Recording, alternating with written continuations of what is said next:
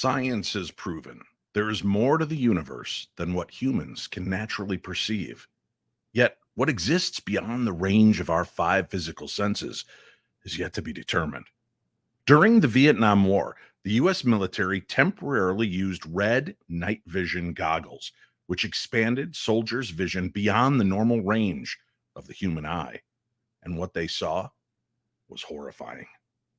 Were they hallucinations or glimpses into a parallel dimension? Tonight, I'm joined by one of my all-time favorite guests, Mark Anthony, JD, the psychic explorer. We'll discuss the red light demons and the vision goggles, but beware, you may never look into the darkness the same way again. I'm not gonna stand here and listen to this baloney. He won't float. He doesn't stand for baloney.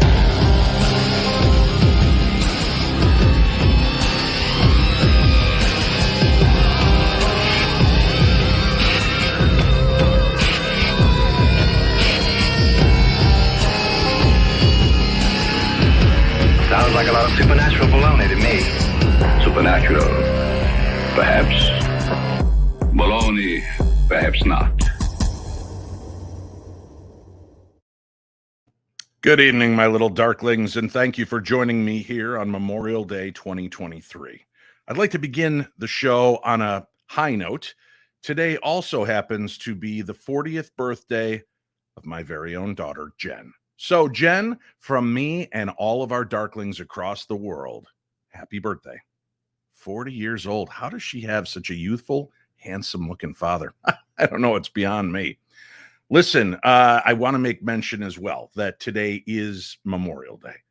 And I have a hard time wishing people happy Memorial Day. It feels weird to me. Maybe I'll talk to Mark Anthony about that. He knows all about grieving and respect for the dead. But it is a day to remember those that have put their life on the line for our country, for our freedoms, for the things that they believe they were doing right. Why do you say it like that, Dave? Because I do know that there were a lot of soldiers who went into war and did jobs that they did not believe in. But because they were employed by the U.S. government and because they were told to do it, they were good soldiers and they lost their life. Today, we remember them, and we remember all those that have served in our military and all around the United States in law enforcement as well, I think is equally as important. My father, my biological father, was in the Navy, was a Philadelphia police veteran. My bio dad is a veteran of my adoptive dad is a veteran of the U.S. Army.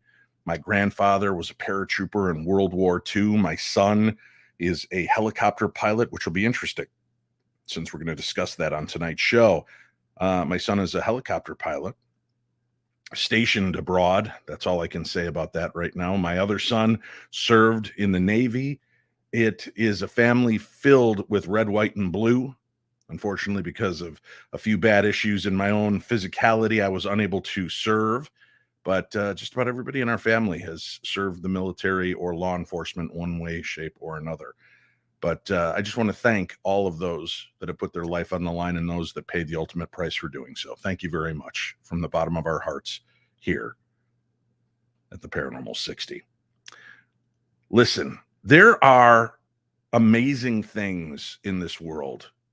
Things that even after 18 years, why is my voice cracking? Even after 18 years, I'm still surprised by. A friend of mine, Jen Hitt, who I have not seen or heard from in years, and I had just started exchanging a few pleasantries when suddenly she sent me a barrage of links. She's like, have you heard of this? Are you familiar with this weird phenomena? And I was not. And I started to crawl down the rabbit hole and stopped myself short and said, no, this isn't a job for Dave Schrader. This is a job for a real researcher. This is a job for a guy that takes it seriously and knows how to get the work done. Over the 18 years of doing the show, I've had my guest on many times talking about the specifics of things that he has written about and experienced. But I've also found that in his work, he is an excellent researcher. And there are times that we run into cases where there is no guest for me to interview regarding the topics that I want to cover. And if you have followed this show through its many iterations and me along with it, you'll know that you've heard him talk on everything from ghosts to true crime to other weird aspects. So when I called him up about this case, at first he was a little speculative. I think he sat back and said, "Wait, what are we looking into?" And I said, "Just look at the information I'm going to give you and let me know if it's something that you think there's enough meat on the bone we could talk about on an upcoming program." And I was delighted when just after a few hours, Mark Anthony contacted me and said, "Let's do this. This is crazy. We've got to talk about this." Gave him a couple weeks and he did a deep dive. So tonight we're going to discuss the red light demons. Let me introduce you in case you've been living in a rock or a cave somewhere or unfamiliar with my guest. Mark Anthony, JD, psychic explorer, also known as the psychic lawyer, is a fourth generation psychic medium who communicates with spirits. He is an Oxford educated attorney licensed to practice law in Florida, Washington, D.C., and before the United States Supreme Court. Mark travels to mystical locations in remote corners of the world to examine ancient mysteries and supernatural phenomena. And he's a man after my own heart, getting out there and putting himself into the adventure himself, seeing the locations around the world that hold people's awe and wonder. Mark's latest triple award-winning bestseller, The Afterlife Frequency, the scientific proof of spiritual contact and how that awareness will change your life, was also considered for a Pulitzer Prize. His other best-selling books are Evidence of Eternity and Never Letting Go. As I said, he is by far one of my all-time favorite guests. Ladies and gentlemen, Mark Anthony. Thanks, Dave. It's great to be here. And I also would like to say to all the active duty personnel and all veterans, thank you for your service. My father was one of the original Navy SEALs. Military service is near and dear to my heart and my family. And, we live in precarious times where books are being banned, free speech is being infringed upon. And that's not what America is all about. And I remember my father saying something to me that I felt was very profound, Dave. He said that I may not always agree with what you say, but I will defend with my life your right to say it. And so I think that this Memorial Day, everybody in the country needs to reflect and realize just because people we know may have different opinions or they're on the other side of the aisle politically, that doesn't make him your enemy. That makes him an American. And what we do is we discuss things and we work together to find a resolution. And if it weren't for all of you brave military men and women out there, none of this would be possible. So thank you so very much. Amen. So let me ask you, now, before we get into the topic, and I know people want to hear it as much as I do, I want to ask you about the whole concept of Happy Memorial Day. That seems to be kind of an oxymoron or a dichotomy, right? Why are we doing this? And frighteningly enough, I've talked to enough young people that I've asked, do you know what Memorial Day is about? Oh yeah, that's about remembering all the people that won the war. And that's about the extent of the knowledge from a lot of the younger generation. And I'm not putting that stamp on everybody, but the ones I've spoken to are ill-equipped to understand the depth of what the meaning of this day really is. And how did it go from a day of memoriam of kind of gratitude and paying honor to those people to, hey, happy Memorial Day. Don't forget to buy your brats on the way out of the store today, Mark. It's a great grilling day. Yeah, I agree with you. In fact, Dave, I had this discussion today with a friend of mine. Is like, how can we say Happy Memorial Day? I'd rather say have a blessed or let's have an honorable Memorial Day, because that's what this is about. This day is about honor, men and women who died, who had true honor and courage. And so many soldiers have not always understood the conflict that they're in, why they're there, what the political reasons were, but they did their duty.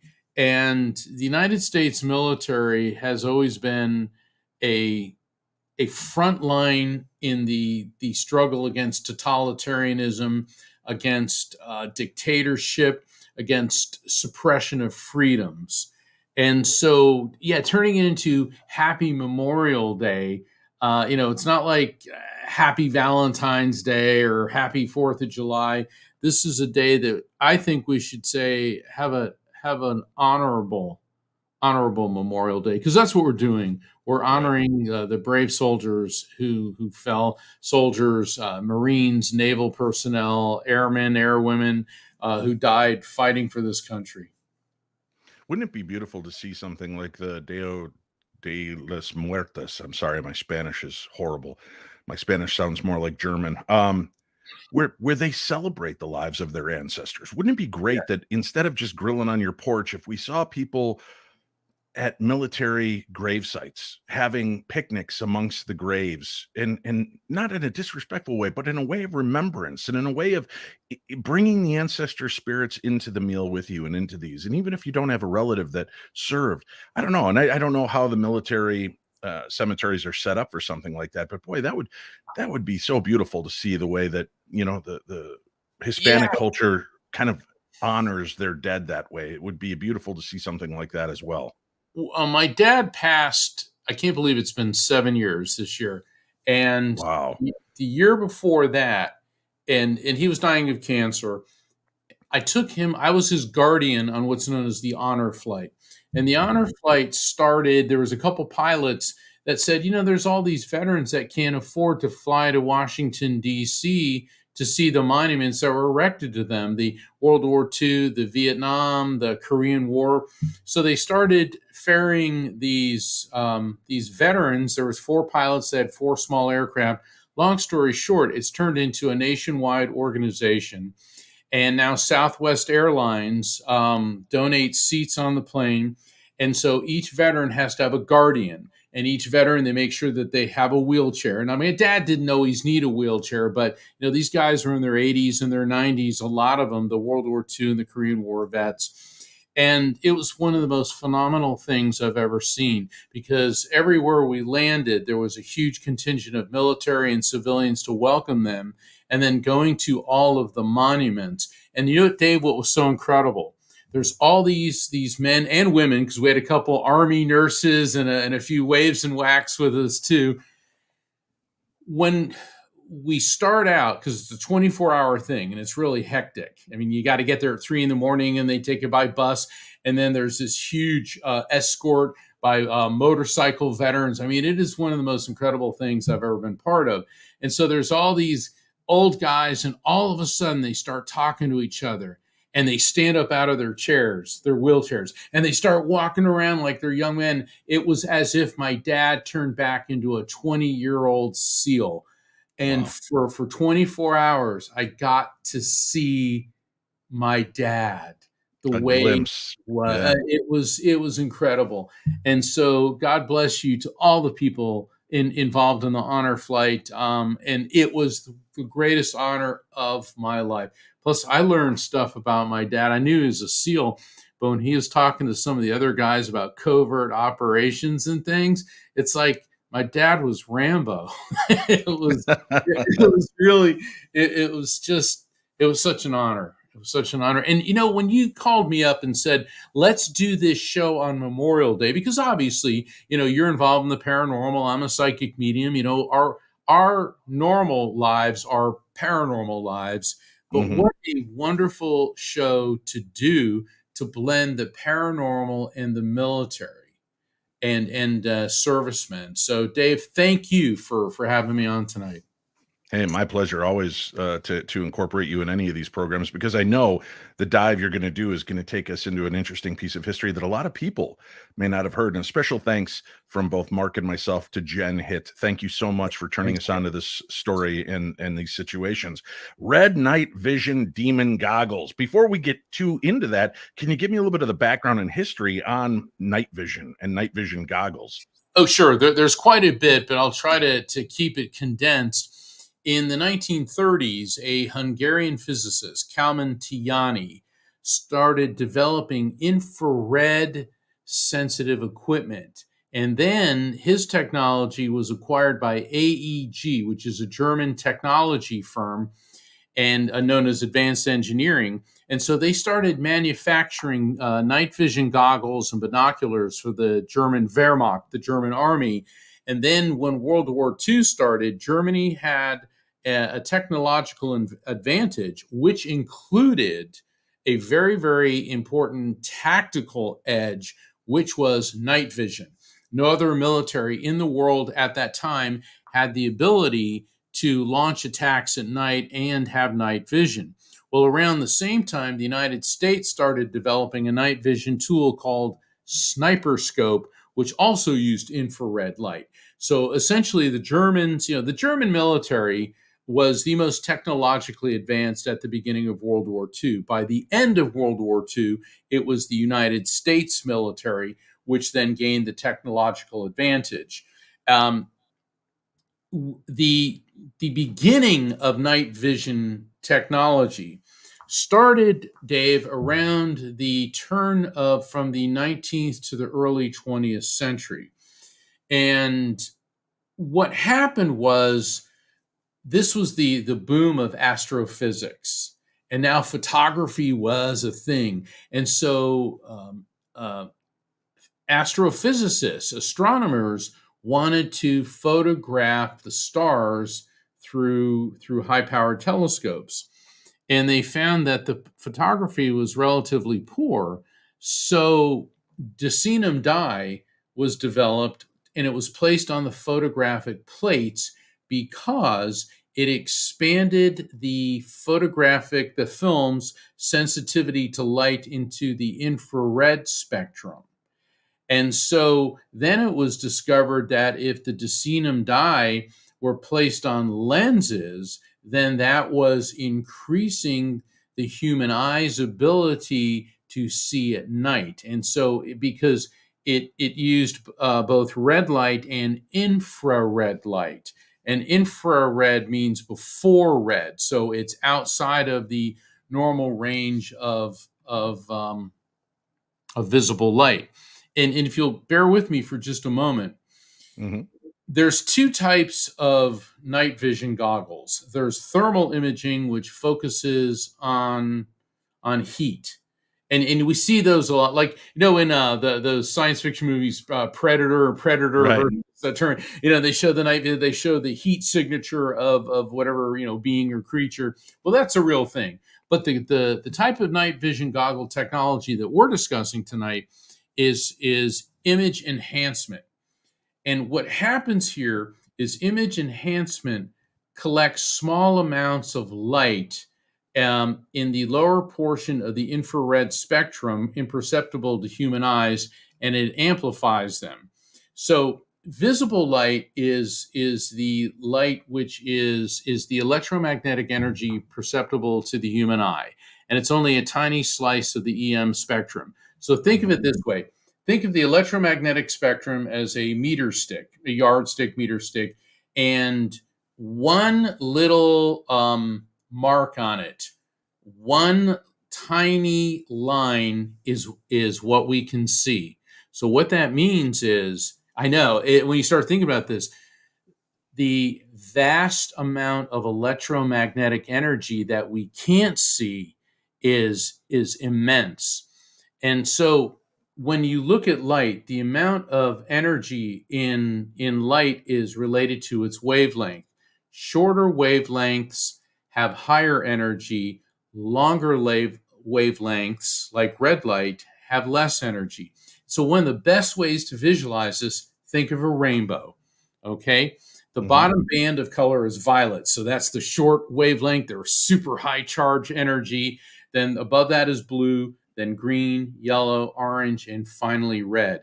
And just beyond red light is infrared, which means before red. So what infrared light is outside of our eye's ability to perceive, and that's where night vision goggles come in. So what night vision goggles do is they amplify the infrared light and other faint light visible to light and electronically produce a clear image.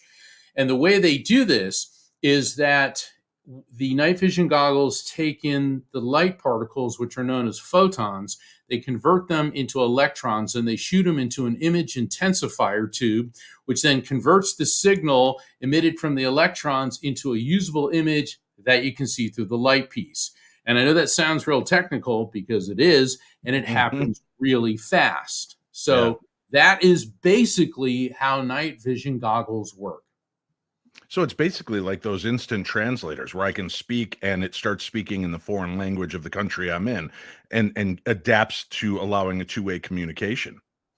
That's a really good analogy. That's exactly what it does. I mean, and people that I've run this by says, well, that sounds like it would take a long time, but we're dealing with light, ergo, it's moving at the speed of light. Right. It also makes an interesting sense. One thing, and not having the science mind you do, or the scientists have had, I've often wondered, well, if I'm looking on a camera that's using night vision, I understand that the camera is built to adaptively see those things, but my eyes are still not adapted to night Correct. vision. So how is my eye going to look at film footage filmed in that visual spectrum and still see it? It makes me wonder how many things we're missing because night vision, that green kind of light, that low Yeah. green lighting, how much of it is this is what we're seeing. We're basking the light, but there's still things moving around that we have no clue for because our eyes, even with the information that the camera's giving us, cannot discern those pieces of information coming through. Yeah, you brought up a good point. I'm going to go off on a brief tangent. In the recent Steven Spielberg movie, The Fablemans, it's about him growing up, and apparently his mother was having an affair with his father's best friend. And so you have a young Steven Spielberg, and he caught a glimpse of his mom, and he realized it was the way she was looking at the father's friend. And if he hadn't been looking at it through the lens Focus. as a director, he would have missed it. And so that's a very good point that you brought up, is that the eye sees what we're capable of seeing, but you start developing this technology, which then begins to get into that entire yardstick of electromagnetic energy. See, there's not just infrared, there's ultraviolet, there's gamma rays, X-rays, Right. radio waves. I mean, it goes on and on and on, the different forms of electromagnetic energy, and all of it moves at the speed of light, which is 186,282 miles per second. And But who's so, counting? yeah, I mean, it's pretty intense. So we're talking about red night vision goggles. Mhm. But Dave, when you think Yes. of current day night vision goggles, what colors do they see in? They're always in that green, right? That's what we see on the TV shows. You bet. Night vision goggles come down to two different lights, either green or red. Now, for the Mhm. show tonight, I have all red light in the background because I thought, I that like it. let's keep with the theme. And I'm trying to wear my military green because I knew we'd be talking about this red and green. Green light has advantages for night vision goggles because it minimizes energy consumption on LED screens and light intensifying devices. But the human eye sees more shades of green than it does other colors. In fact, it's in the millions of shades Wow. of green. And the theory is this is an evolutionary process. Think about primitive human beings having to search for food on the savannas or in forests. They would need to see details among green light. And so green light is very, very good for night vision goggles. However, red light is the best for preserving night vision because it's hard to make out details with red light. But what red light does, red night vision goggles, when you switch from daytime vision to the red light, the eye doesn't have to adapt. So there's this seamless shift. Ergo, it preserves the night vision from shifting Oh. from daytime to night. So that's one of the reasons that it's preferable. But there's more to this. And it was really fascinating when I was studying the effect of red light. Red light and near infrared light maximize the efficiency and the performance of the human brain. And exposure to red light and infrared energy on the brain's neurons can increase our spatial awareness as well as reduce reflex times. So essentially, the red light supercharges the neurons in your eyes and your brain to increase your performance. Now, that All right, red, then let me there you strap go. up for tonight's show. I've got my red World War II night vision. Well, that's good. I mean, exactly. And Dave, there's even more to it than that. Is red light therapy is being used by eye doctors around the world because it reduces inflammation on the retina.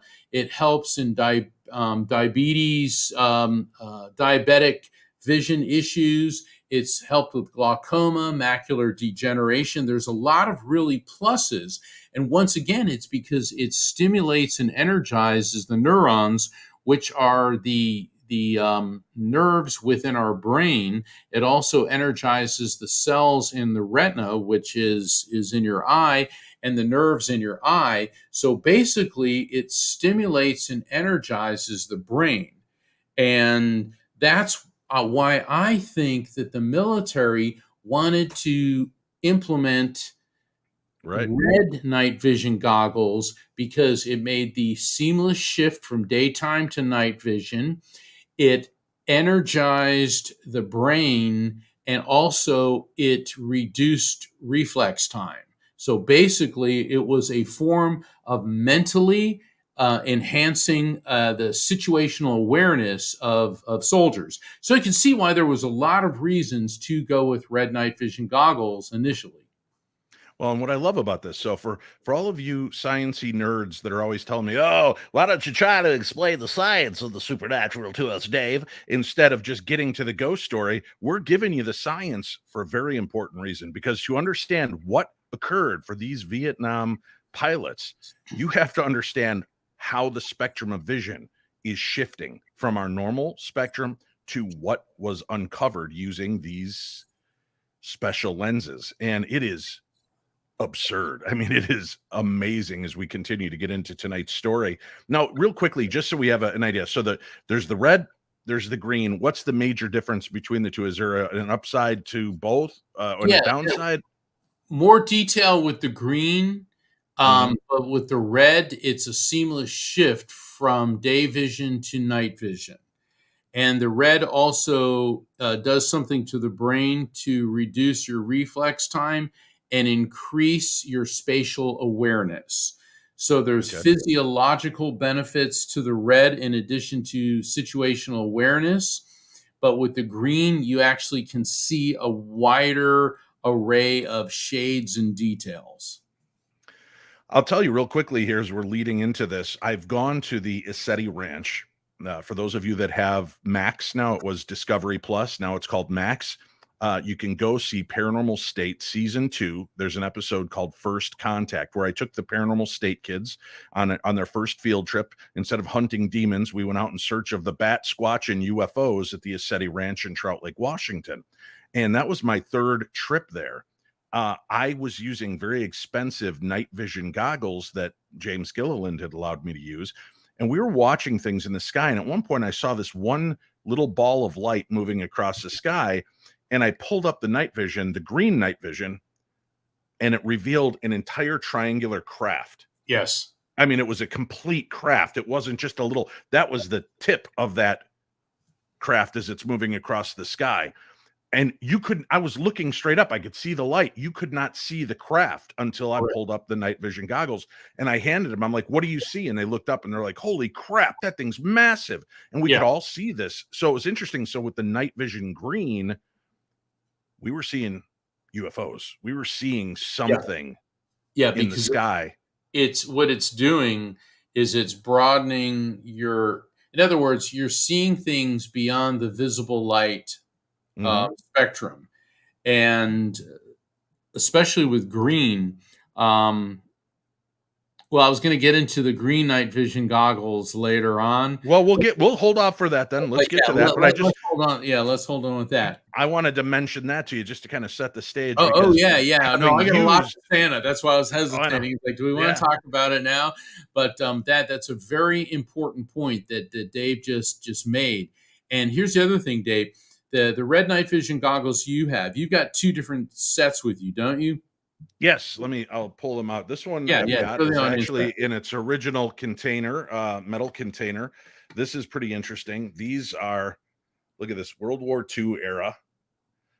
And man, the military has got it figured out. I cannot wear these. These are obviously made for 5-year-old Someone pilots. smaller. Yeah, so much smaller, Well, but well, amazing. pilots had to be physically smaller to fit into the planes for weight reasons back in World War II. Yeah, so these would actually come and hook over your ears, and it is interesting how much more detail I can see in here. And you're right, there is an instant feeling Shift. of relaxation on my eyes. Just Yes. taking my glasses off and putting these on. I'm sorry for those of you that are just listening to the audio version. You can go check the video version over on the Paranormal 60 YouTube platform and watch it there. But these are really remarkable. These are the type that my friend Jen Hitt had shown me. So I quickly scrambled to try to find a pair. Do you know if those are American made or German made? Well, they were made. Let me show you because it says so right on the casing.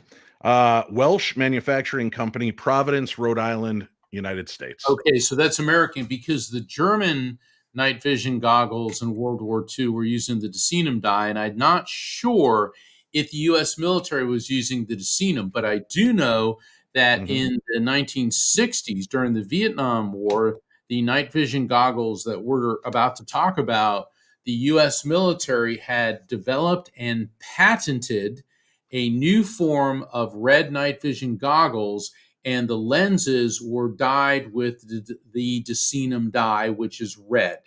And we know that the Decenum dye increases the human eye's ability to see the lower frequency light waves, afterlife frequency, everything's involving frequency, and expands the human eye's ability to see into the infrared spectrum, as well as using very low light to see to enhance nighttime vision. In other words, the Viet Nam goggles took the particles of light, which are photons, converted them into electrons, and then beamed them back to the eyepiece, in addition to the photons from the infrared spectrum. So we're seeing now way beyond what the human eye is designed to see.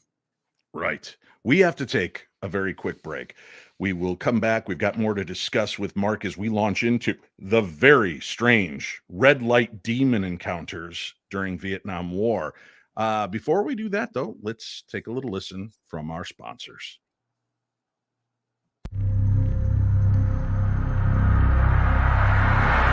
Haunted Magazine is a publication dedicated to all things paranormal and spooky.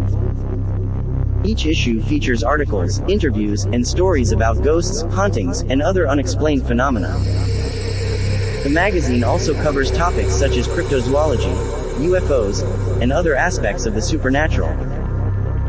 Expect to find in-depth investigations of haunted locations, first-hand accounts of ghostly encounters, and reports of paranormal events and attractions.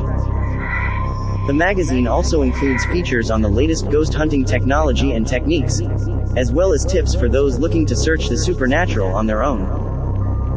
Issue 37, The Frights of Spring, will be in stores from March 6th.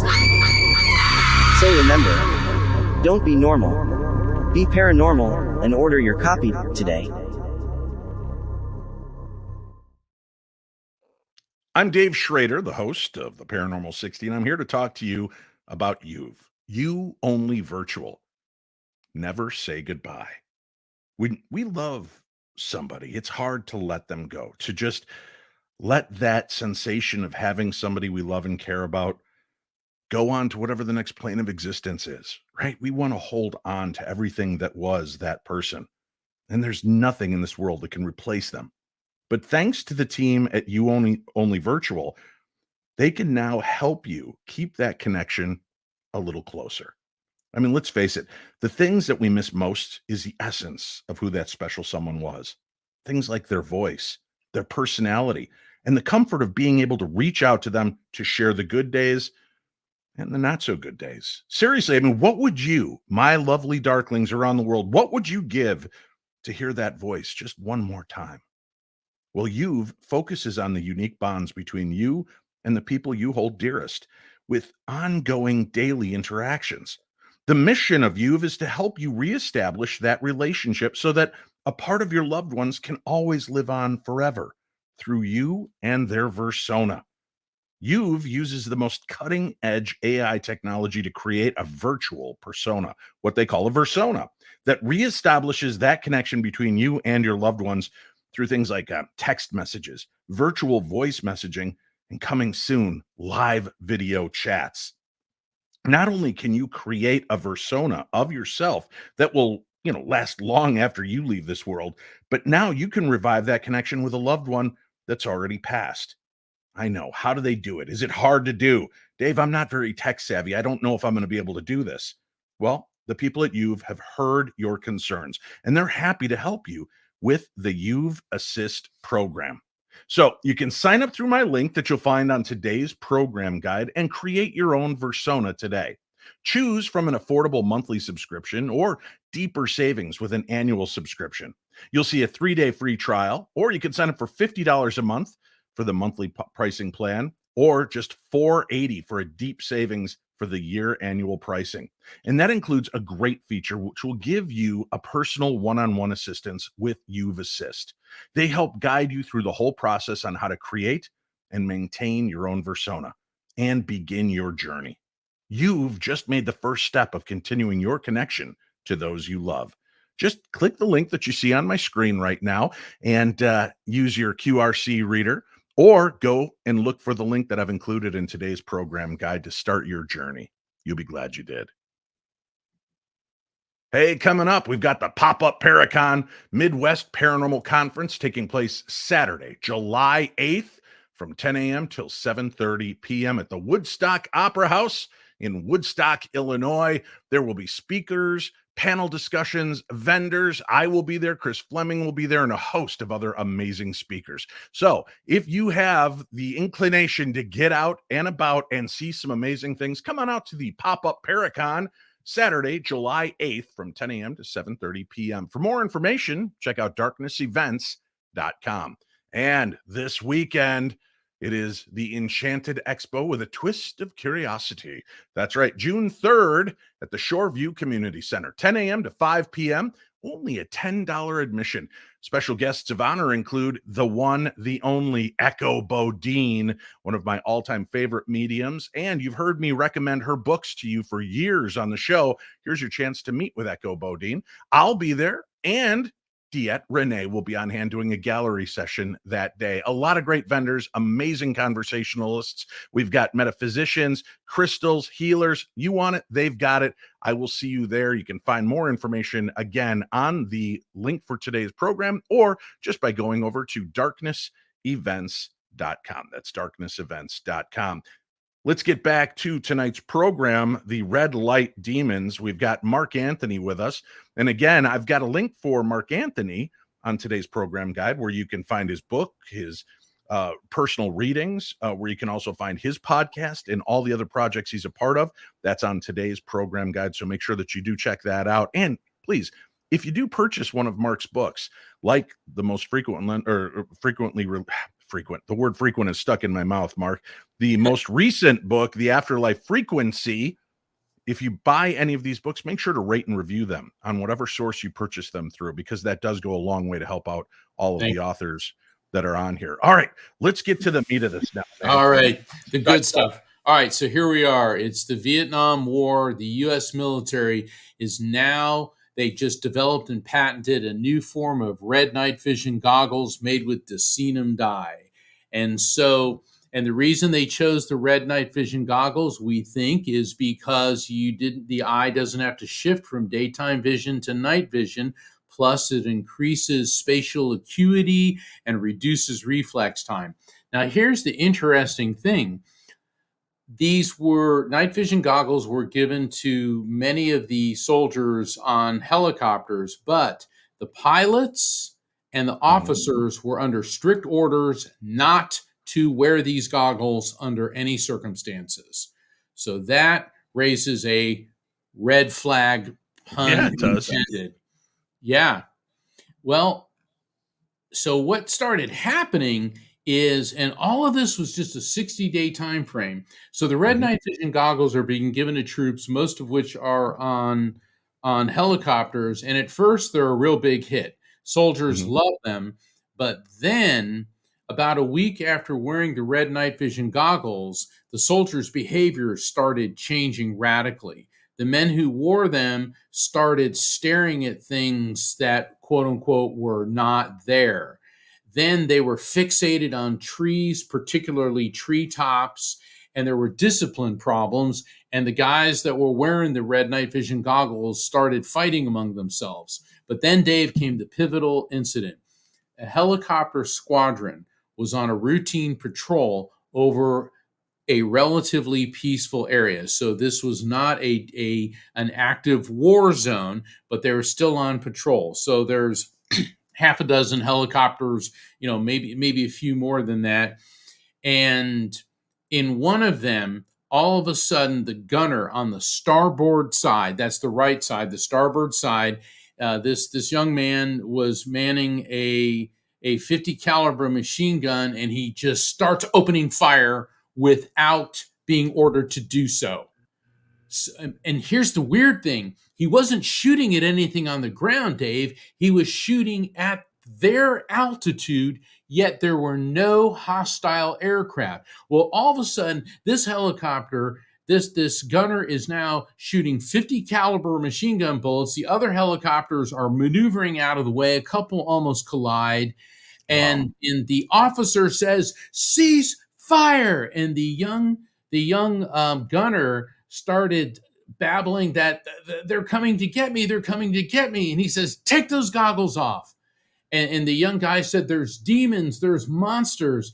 Well, when the officer saw the young gunner, he realized that his pupils were really dilated. So his first thought was, this kid is hallucinating. He's probably another GI that's hooked on heroin, because this was Viet Nam and heroin addiction was a huge problem. But then the officer put the goggles on and said, "What the?" He described what he saw as humanoid type creatures with wings and horns that look like what we depict in art as demons or gargoyles. And they seemed to realize he could see them, and they started flocking right towards him. So then he immediately took the goggles off and they vanished. Or did they? This sounds like Lovecraft, right? I mean, there's that book or that movie From Beyond where they talk about stimulating the pineal gland. And while they're doing that, you're able to see these things. But once you can see them, you're resonating at that level. They can see you and they begin targeting you. Well, That's chilling. it is, but that was just the beginning. After that, the reports started flooding in of all the GIs wearing the night vision goggles of flying monsters. They described them as devils, demons, gargoyles, and even though the officers were under strict orders not to wear the goggles, some of them would try them, and they all saw the same type of thing. But if they took them off, then they saw nothing. And anyone who wore them said immediately the creatures would look at them and realize that they were being seen by the soldier. This was one of the consistent reports.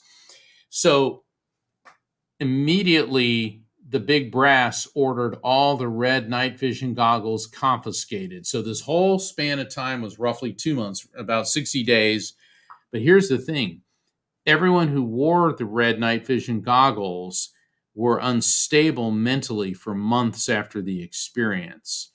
And the other notable thing is all these creatures seem to always fly out of the treetops toward the helicopters. And once somebody could see them, all the GIs reported the creatures realized they could be seen. And that's why they would make a beeline toward whoever was observing them.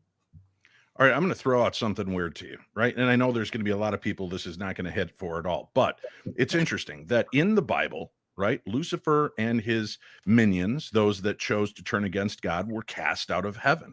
They weren't sent to hell. There's no mention of hell, right? They were sent to have dominion over our planet.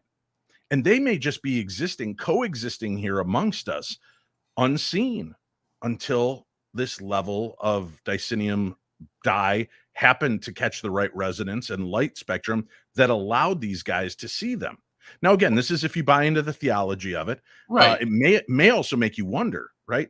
There were a lot of people back in the Bible days doing weird things with gems and crystals. And was any of them using rubies or so, and they would see these beings? Would they see these things? Is that why we always depict demonic and devils in red? Maybe it's because it has something to do with this light spectrum and what they were seeing through these gems. Well, there's another thought. There's a passage in scripture about how Lucifer, the devil, appears in the form of an angel of light. And so why would demons come in looking all scary? Because then you're going to know, like, they're the bad guys, and you're going to be frightened about that. And I see exactly what you're saying, and that is certainly one explanation. I also want to say, and because Dave and I are very credible paranormal investigators, I have done thorough research on this, and I cannot find a name of any of the officers or any of the troops involved. The people who discuss this do it under anonymity. They don't want names released. Now, as an attorney, that always sets up a red flag, once again, pun intended, to me. Yeah. So on one hand, yes, this is a fascinating story. On the other hand, our sources are hearsay. But when something like this happens, and on the magnitude that it does, and we're now talking about it close to 60 years later, something happened. Now, as a medium, I realize that there's a lot of spirits, and not all of them are human. And that doesn't make them negative or evil. People tend to fear the unknown, so it's natural for people who encounter something they don't understand to fear it, particularly when it looks like a gargoyle or a demon. But let me throw out a call, because as you said, we're unable to uncover names, but this isn't, that's not new. And that doesn't mean we automatically dismiss this realm. Yeah. Right. In the military, they're going to protect that, especially if it's allowing them to see other things. Now, I'm going to throw a couple things at you. First of all, if we have any Viet Nam veterans out there that were helicopter pilots and had seen this, you can work through me through the mask of anonymity just by emailing me, dave@paranormal60.com. If you'd like, you're welcome to come on the show with us to talk about it. You can black out. We will just put up the gray screen with the circle, and you can tell us. Or if you want to just email me the stories and information, or if you have any idea where you can point us in the direction of any of these things, I would love to get some information. Yeah. So please, anybody out there that might actually have connection to this, if you have relatives that were involved in Vietnam, were pilots, especially of the helicopters that may have these answers, please reach out to me. Let me know about that. I would love to explore this a little further and see if we can put more information on it. And Mark, I don't know, you know the law better than I do. With what we know, can we do a Freedom of Information Act information poll to try to get information about those night vision goggles and what took place, what kind of dye was used, any of that information would be relevant. We could do an FIA, Freedom of Information Act request. Now, if it's determined classified, and I suspect that this probably is, then they'd have a reason to say no. But if it isn't, we very well may end up with more data. Well, this is in the moment of disclosure, and many of our own government officials standing up and saying, no, we need answers, and especially telling civilian and military flight officers that we want you to report these things. This may be the optimal time to get this information released while they're already releasing information on UFOs. What would the harm be in releasing the information from this? Now, I do want to bring up too, the type of dye used. Is there any chance that dye could have a hallucinatory effect on the brain, especially in direct sunlight, that could cause this?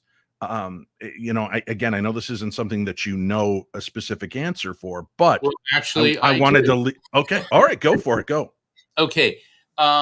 One possible explanation of this is what's known as the Ganzfeld effect. And the Ganzfeld effect is Ganzfeld is a German word for whole field. And German psychologist Wolfgang Metzer introduced the Ganzfeld effect in 1930. And it refers to using an unstructured, uniformed field over the eyes. And the Ganzfeld effect has been used to investigate telepathy and hallucinations.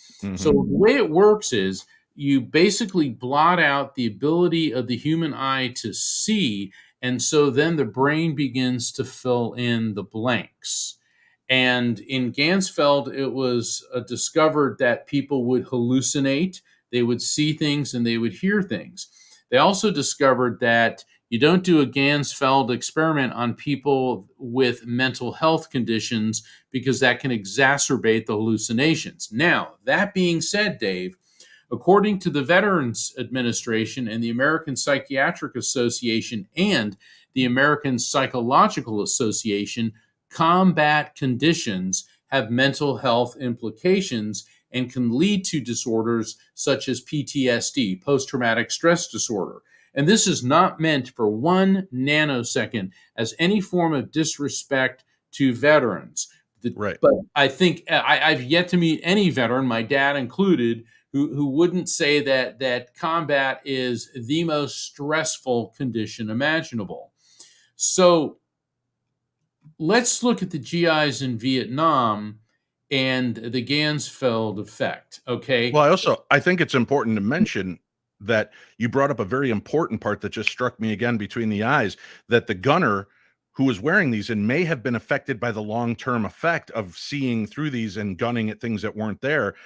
The commanding officer above him who was not took the goggles, put them on, and saw exactly what the pilot or what the gunners were looking at. Exactly. You have to look at, there's a big difference between conducting a Ganzfeld experiment in a laboratory under controlled conditions and with GIs and helicopters flying over a war zone. But the GIs who are wearing the red night vision goggles, their entire vision field of vision was covered, okay? But all of what they saw was visual. They didn't hear anything, whereas the Ganzfeld experiment hallucinations involve visual and auditory hallucinations. So if this was Ganzfeld effect, why didn't they hear? Because people can have auditory hallucinations. Schizophrenics report hearing voices. So none of the data I reviewed indicated any of the GIs heard anything from these entities. So the question is, were these sightings hallucinations caused by the Ganzfeld effect, in other words, the red night vision goggles, or was it something else? Right. And now Persinger, he did that God helmet experiment, which I've always thought was interesting, that when turned on, it would stimulate the brain in a way that people would see things. And the question I always had, Mark, and maybe you know more of the answer on this, did he have 2 God helmets? Could he put one on Dave, one on Mark, turn them both on? And are we seeing the same beings, the same things? That's my next point. With hallucinations, Who's this? People tend to draw on stuff that's in their head. Why is everybody seeing the same thing? So let me jump to my spiritual theory. There are, as a medium, I communicate with all types of non-spiritual intelligence. Of course, human spirits, we all know about angelic entities. But then there's the elementals. In fact, Disney's got a movie coming out about elementals for kids. So, but the thing is, elementals are aligned with the elements of nature: earth, air, fire, water. The reason I suspect these could be elementals is because they were always seen flying out of treetops. In other words, they were aligned with nature. And that really got me fascinated, because the soldiers on the ground were staring at treetops. They were fixated with nature. The helicopter pilot said they're flying up out of the treetops at us. And in paranormal investigations, and I know you've encountered elementals, I've encountered them, they're known by several different names around the world: pixie, elf, leprechaun, sprite, peri, kami, jinn, metahune, fairy, and gargoyle. Hmm. And gargoyle is a French word, gargouille, which basically means a spout. Now, why are gargoyles all over cathedrals in Europe? They're not demons. They're there to frighten away demons. They're the Right. good guys. The thing is, Dave, these entities are part of human history. And maybe for the first time, we've developed technology that expands the vision into the lower wavelengths of the infrared spectrum where these creatures' energy signatures are visible. The ancient Egyptian gods like Sobek and Horus and Thoth, they're all these hybrid animal human deities, are considered to be gargoyle like, and the Egyptians didn't consider them grotesque or evil. But now let's go to the Greeks and Romans. Look at the god Pan. He's half goat, half man. He's got the horns, very gargoyle-y, and he was a nature deity. You go to the Celts and the Druids of Northern Europe, they have tons of these type of nature spirits that all have this gargoyle-y type appearance. Now, Christianity comes along and says, well, anything that looks like that's evil and demonic and you have to hate it. So if you take the fear factor out of it, what these night vision goggles may have done is given humans the ability to perceive the energy signatures where these creatures exist.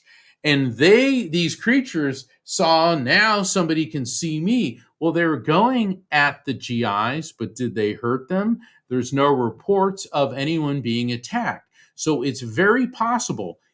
If this was a hallucination, why are hundreds of men from all different backgrounds? I mean, they're in the military, but they're all different races and ethnic and socioeconomic and all that. Religious, right. Yeah, why are they seeing the same thing coming from trees, behaving the same way, no auditory hallucinations, which the Gansfeld effect says they're supposed to, yet they're not hurting them? And what are gargoyles used for? All over churches, all over Europe for hundreds and for centuries. In fact, the Greeks even put creatures similar to this on their temples, and the Egyptians certainly had these, and other religions and cultures as well. Gargoyles are the big bad to scare off the evil spirits.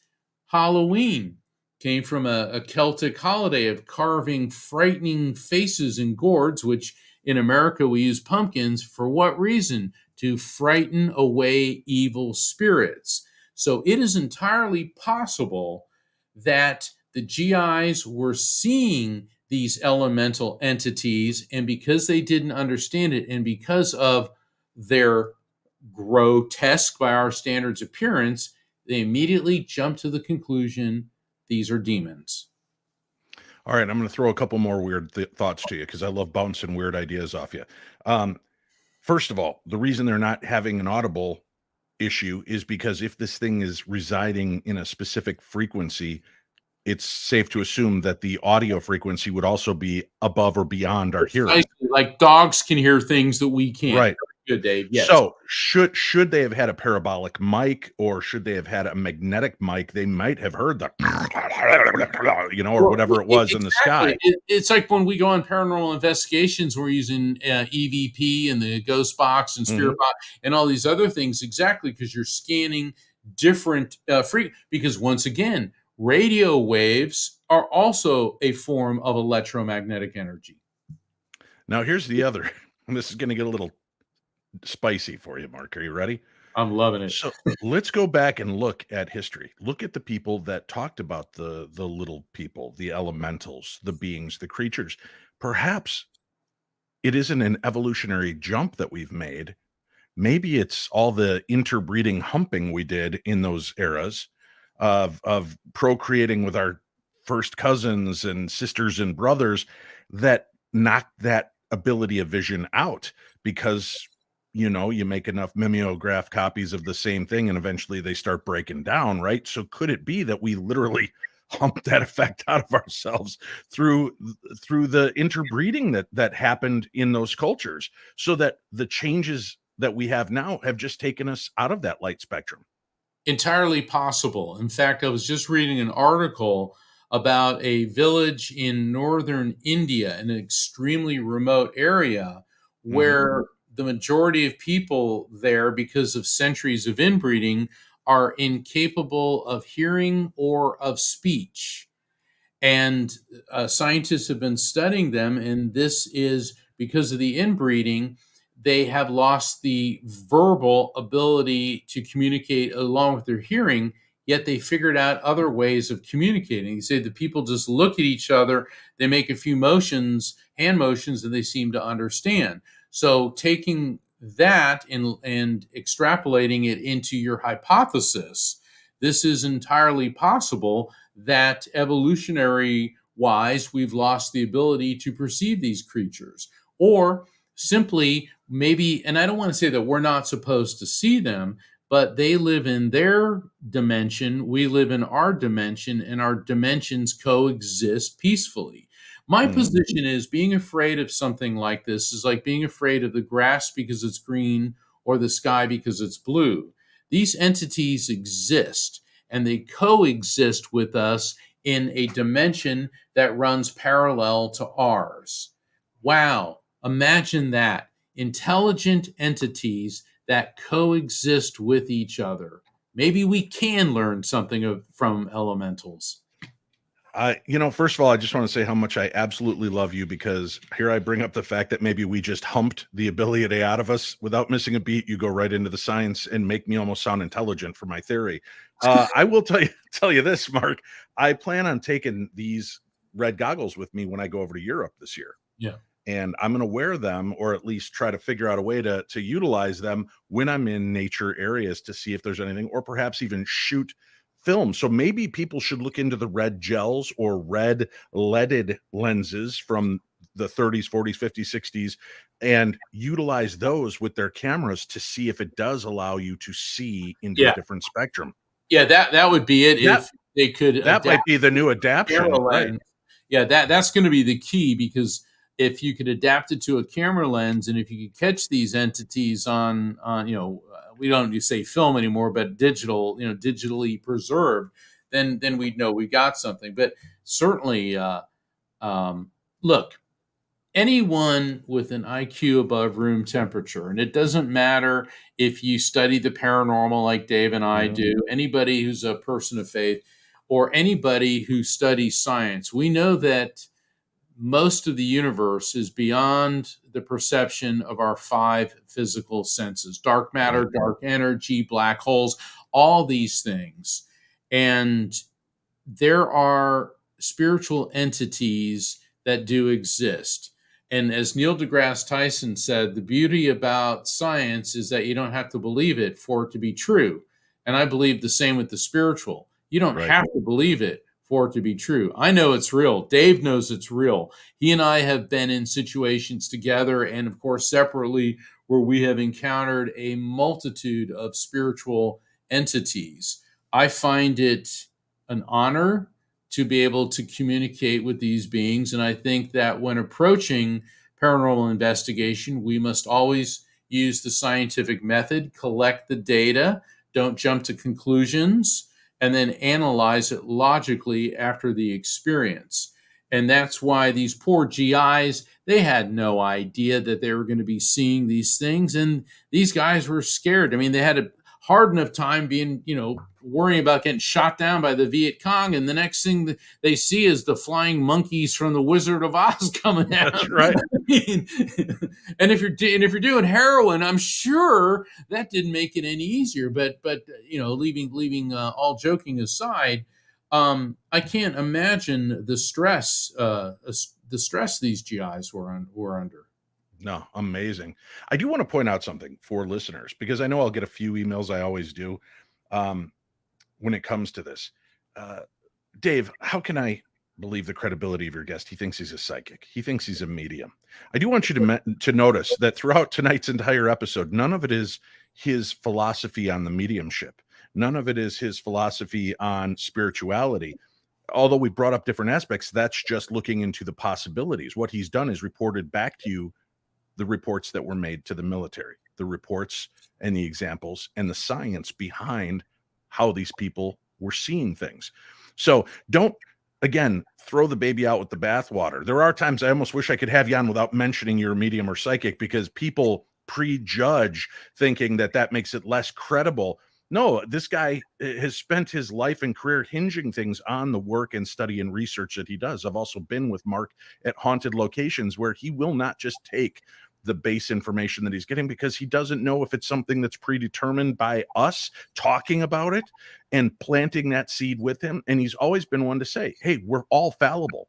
So I can't tell you one way or another. So I won't weigh in on it. I will tell you, I feel like there's something here, you know, and he's always been great at that. So I do want you to think about that when you're considering tonight's episode. I want you to go back and listen to it, and you'll see what I mean, that there's no dissection from the medium perspective. It has all been, here are the facts as we see them and have heard them and have been reported, and we're sharing it with you because, as Jen Hitt brought this to me, not a psychic medium, she brought this to me to explore further. And I trust Mark because of his ability as an attorney to look at the details that we might miss, that this gives us a great insight to something like this. And this is not, I hope you understand, Mark, in no way dismissive of your abilities, which I firmly believe in. I just want, yeah. Well, I want people to hear what's been said tonight, because it is super important. Yeah. Well, and I apply the scientific method to my mediumistic abilities. And that's one of the reasons I wrote The Afterlife Frequency, was to explain all the different forms of spirit communication, which is mediumship, visitations, near-death experiences, shared-death experiences, out-of-body experiences, through the scientific method. And it's all based on quantum physics. So this isn't some airy-fairy book. It's been endorsed by scientists in the who study survival of consciousness. And I'm very honored. It won the Cover Coalition of Visionary Resources Best book in the reincarnation, grieving, and death field. It just won Best Holistic Life, Most Inspirational Book of the Year, and it just won the OMI Award from Om Times and iSpirit Media as Best Metaphysical Book of the Year. And I'm very honored that it's been endorsed by the scientific community and even recommended by film legend Shirley MacLaine. Excellent. Well, let's wrap up. I know we're going over our 60 minutes. We'll call this the director's cut again. There's a lot that you've researched that I don't even know the right questions to get into. Is there any other elements of this before we get into the green lenses and what you uncovered with that? But is there any other element of the red lens and red light demons that you think is imperative for us to know that I might have not gotten to yet? Well, yes. Walter Kilner in the 1920s was a German scientist who experimented with Decinin and developed Kilner screens, aka aura goggles. And so he put on these goggles and suddenly he could see auras around people. Now, an aura is the energy field that any power source emits. In human beings, we have a power source because we're alive and we have an electromagnetic field. And Kilner believed these aura goggles could enable you to see paranormal entities and even UFOs. And he said that heretofore, only psychics could see auras, but now everybody can. So he wrote this beautiful paper, which I read, and he was immediately discredited by the scientific community. Surprise. However, since his time, the discoveries about red light therapy and how it energizes the brain's neurons, spatial awareness, and improves reflex time and balance. And it's very notable to realize that the red night vision goggles used in Viet Nam were made with Decinin dye. So there's something about this Decinin dye which does expand the human eye's ability to perceive into the infrared spectrum. Fascinating. Very cool. One other thing I want to mention, Mark, that's really kind of a cool little offside on this is you mentioned that it's the German engineering behind a lot of these goggles and the visions. Do you know that there is a report that in World War I, the Red Baron Ludwig von Beethoven, that's not it. I can't Richthofen, Baron von Richthofen. Richtover, yeah. Yeah. There's rumors that he shot down a UFO. Not Snoopy. Really? Not Snoopy. That Not never happened. Bad PR for those people. No, but yeah, you can go online and read. There's stories about him having shot down a UFO. Wouldn't it be interesting to find out what type of lenses the Red Baron used during his flights? Because he was so deadly accurate and so good. Were they red lenses? Was there maybe the Red Baron had many layers to that story, but just something to consider. All right, now getting into the green lens technology and things, I'd thrown out the fact that I was able to actually see a craft that you could not see with the naked eye through these, and so were all of the other cast members that looked through the night vision goggles, and they were high-grade military night vision goggles. What else did you uncover? So the U.S. military confiscates and gets rid of the red night vision goggles and replaces them with the green night vision goggles. And we discussed earlier how the human eye can see literally millions of shades of green, and that green is wonderful for night vision goggles because of the immense amount of detail. In other words, you get more there's advantages to the red and green. Mhm. Well, suddenly, soldiers start reporting sightings of UFOs while they're using the the green night vision goggles, just like you did, Dave.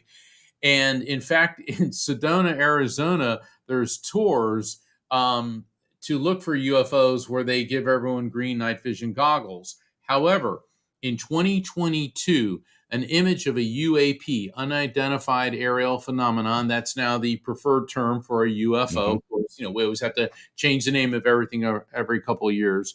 But a night vision, a green night vision goggle image of a UAP/UFO was shown to U.S. lawmakers. And during the hearing at the House Intelligence, Counterterrorism, Counterintelligence, and Counterproliferation Subcommittee, top Pentagon official Ronald Moultrie said that through rigorous analysis, most, but not all, UAP can be identified. Scott Bray, the Deputy Director of Naval Intelligence, said, and I quote, "There are a small handful of events in which there are flight characteristics or signature management that we can't explain with the data we have available. Those are obviously the ones that are of most interest to us." So, the United States government, the House subcommittee, was shown what can only be described as a UFO as seen through green night vision goggles. Amazing stuff. Mark, it is always a pleasure. And man, thank you. You took this much further than I thought we'd be able to go with the research. Please, let's talk off air. I want to know what we can do to get a Freedom of Information Act set in. The legalities of it. Let's make this happen, Mark, and let's try to figure out anything we can about these goggles. And if you know anybody that was in the Viet Nam War, that had these goggles, had access to them, or may still have access to them, please communicate. We'll keep you anonymous. We'll keep the stories anonymous. I would just like the information about the goggles, anything that could be given to us about it, anything of the experiences firsthand, not, secondhand as we're kind of getting these stray reports. I'd like to know firsthand if this is true or not. We're going to go with the fact that most likely, knowing the government and the way that they conceal things and pull them back, it will be true. It's something to consider, Mark. And I'm only going to say this because he has talked about it in public. The government is always watching, always exploring, even things in the spiritual realm. I have an engineer friend of mine who creates a lot of paranormal equipment and helped to redefine the camera system that's used for SLS, right? For the SLS cameras. Right. The government may or may not have contacted him to order some and to explore and understand the software that he was using. They may or may not have contacted him to buy many of the pieces of equipment that he has had very good success with communicating with something. Mark, the Frank Sumption, as you remember when we'd go up to the Stanley Hotel. Frank is the one that kind of created the radio box out of stuff he had found from an old Popular Mechanics magazine that told him to make these boxes. He never really claimed to be talking to ghosts. He believed that he was communicating with alien life forms and he was hearing alien life forms. It's amazing how much of this stuff bleeds over on one another. What we're really looking for is never definable by one answer. And I find that fascinating because there's so much more to what we're finding. And I'm sure if we ever did peel back that veneer and could look at it, we would be blown away by the connectivity of all of this. It's interdimensional communication, and be it spiritual, alien, elemental, what have you, they may be using similar energetic modalities to jump essentially do a quantum leap from one generation to one dimension to another. It's like the Alcubierre effect. Is in other words, according to Einstein's theory of relativity, nothing can go faster than the speed of light. But if you fold and bend space-time, Star Trek, they call it warp drive. We all heard that, but that's all based on real physics. And a few years ago, the Mexican physicist Alcubierre came up with the Alcubierre effect, where he explained that if a spaceship could generate a sufficient energy field around it, it would fold space-time, and you could jump from one coordinate in space-time to another. In other words, you could go 1 million light years within a moment or two. And so taking that down to what we're dealing with here, we're dealing with, for the sake of discussion, with the night red vision goggles, elementals, I believe that they are, existing in a frequency, the infrared frequency, or rather a frequency parallel to ours, that the night vision goggles were enabling us to perceive, and they could jump from that dimension to ours. Same thing with spirits, so-called Bigfoot, certain cryptids. They all may be using a similar modality to achieve this quantum leap from one dimension to the next. And this is one of the theories that I've discussed with you and with our colleague Mike Ricksecker, and certainly on Coast to Coast and in other venues about this, because as we begin to apply 21st century science to the paranormal, it appears that the paranormal is really normal after all. Well, remember that which we considered magic in the past has only proven to become science in our present. Fascinating stuff. Mark Anthony, our guest. Again, there's a link for him in tonight's program guide. Let me mention, folks, you don't want to miss this Wednesday. The Paranormal 60 News crew has a very special celebrity guest joining us and going to share his own UFO experience.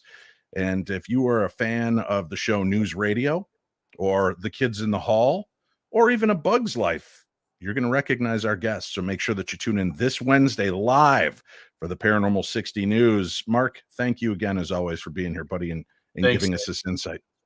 We'll be back again Wednesday. Think about what we talked about tonight, folks.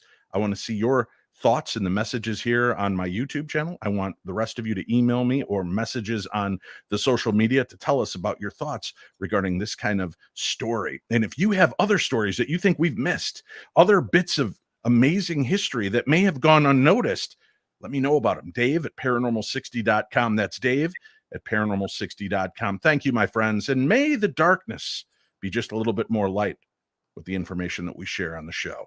We'll see you again next time right here on the Paranormal 60.